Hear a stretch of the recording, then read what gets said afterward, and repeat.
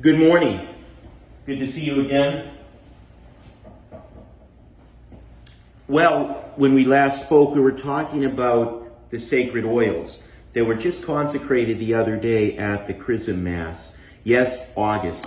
We're in August now. This has been a most unusual year. But we wanted to talk about the proper disposal of the old oils. That's what we were talking about the other day. And I wanted to just show you what we were referring to. So the old oils have to be properly disposed of. This is incumbent upon the pastors, the associate pastors, the rectors of different churches, chapels, shrines, to ensure that the oils are properly disposed of. The old oils have to be properly disposed of. It's because think about what it is used for. These oils are used for a sacramental purpose. They're used in the administration of sacraments that the Lord actually uses to convey grace to us. Jesus uses these sacraments that he instituted to convey grace to us. We have the oil of chrism, sacred chrism, blessed and consecrated by the bishop of the diocese.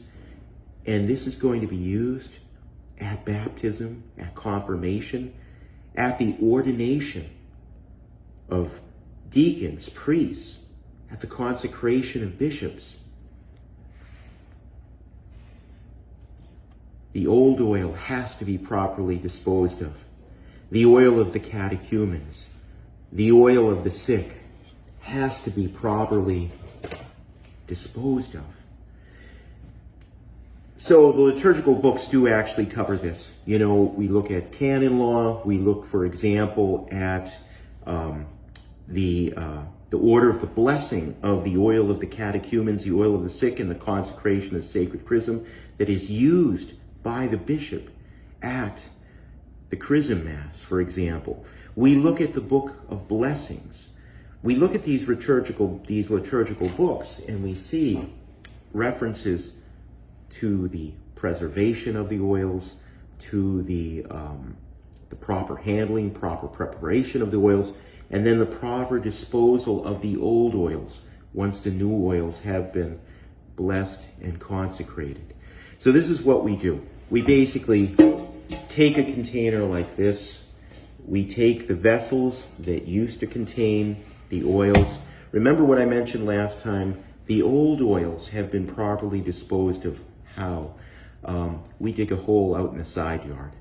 Dig a hole in the side yard, in the garden, right amid the flower garden. Dig a nice deep hole. Pour the oils into the hole. Now you have empty containers that still have residual oil in them. What do? You take hot water, piping hot water. I bring the water to a boil, then immediately lower the heat. Add dish soap to the water. Get it nice and sudsy. Add the containers into the pan. Really get those bottles clean. You might even need to use a wire brush. The bottles have been completely cleaned of any residue of the oil. You take that water and you also pour it into the earth. Pour it into that hole in the ground. Again, now you have a pan, right? Well, this pan might be used for lasagna next week, okay? You want there to be no trace, no residual oil in this pan. Clean out the pan.